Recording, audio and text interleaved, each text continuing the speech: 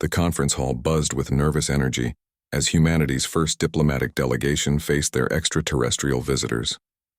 Harry stood among the crowd of scientists, politicians, and military personnel, his heart pounding as he studied the being before them. Jasmine, as she'd introduced herself using their translation device, stood at the podium with an otherworldly grace. Her skin shimmered like mother of pearl under the fluorescent lights, shifting between shades of violet and silver. Four arms gestured elegantly as she spoke, and her large, almond-shaped eyes held depths that seemed to contain entire galaxies. She was beautiful in a way that transcended species, in a way that made Harry's breath catch. "My people come in peace," Jasmine said, her voice melodic despite the mechanical translation. "But we come with a request that may seem unusual by your customs." The room fell silent. General Morrison leaned forward in his seat, his jaw tight. President Chen's expression remained carefully neutral. "Our species has faced a genetic bottleneck," Jasmine continued. "Our population is dying. We've discovered that humans are biologically compatible with us, a miracle we never thought possible. We ask for volunteers to help preserve our people. Specifically, we need someone willing to bond with me to become my mate, to help birth the next generation of our kind." Chaos erupted. Voices overlapped in shock, outrage, and disbelief. "Absolutely not." General Morrison stood, his face red. "This is absurd. We won't prostitute our people." "It's not prostitution," Jasmine interrupted gently. "It's survival. It's family. It's hope." Dr. Williams, the lead xenobiologist, raised her hand.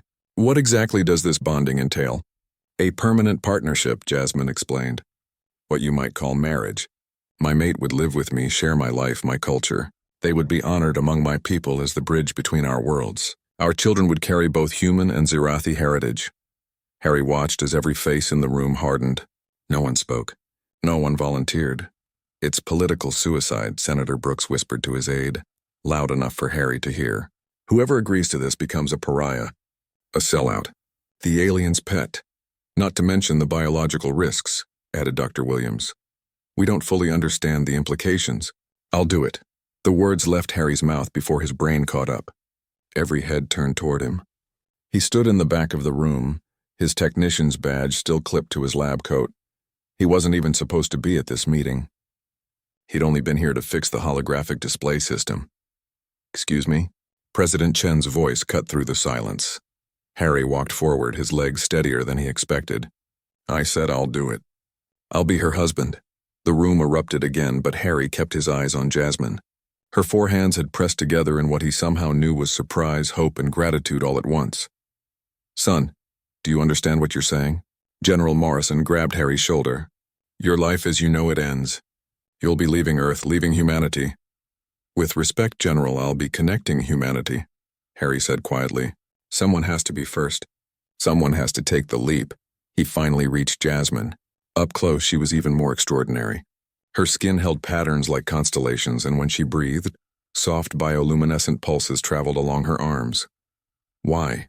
Jasmine asked, her real voice, unfiltered by translation, sounding like wind chimes. "No one else would." "Why would you sacrifice everything?" Harry smiled. "Maybe I'm not sacrificing. Maybe I'm gaining. You came across the stars asking for help, for family, for a future. How could I say no to that? Besides..." He glanced back at the room full of politicians and military brass. "I've spent my whole life fixing broken connections. Maybe it's time I built a new one." Jasmine's eyes, all three of them Harry noticed now, glistened with what might have been tears. "You would leave your world for someone you just met? Isn't that what love always is?" Harry replied. "A leap of faith?" The following weeks were a whirlwind. Tests confirmed biological compatibility. Lawyers drafted unprecedented agreements. The media called him a traitor, a hero, an idiot, a saint. Harry ignored all of it. He learned about Zirathi culture, their art, their music, their mathematics that bent his mind in beautiful ways.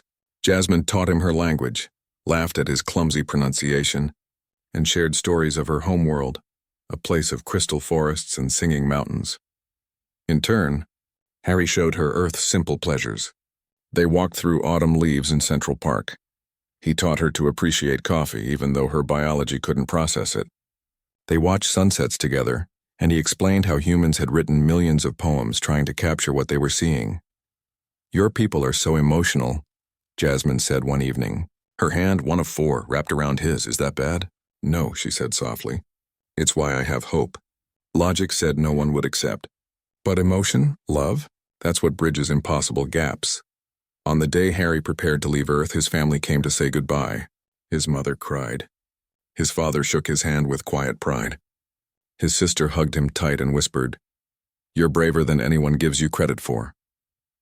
As the Zyrathi ship hummed to life, Harry took one last look at Earth through the viewport. Blue, green, perfect, everything he'd ever known.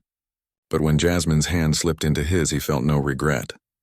"Ready?" she asked. Harry squeezed back, all four of her hands now intertwined with his two. "For our future? Always." As Earth shrank behind them, Harry realized something profound. Humanity's greatest strength had never been its weapons or its technology. It was the willingness of one person to say yes when everyone else said no. To choose hope over fear. To build bridges instead of walls. And somewhere between the stars, a new story began. Not of conquest or conflict, but of two souls who dared to create something beautiful from the unknown. The end.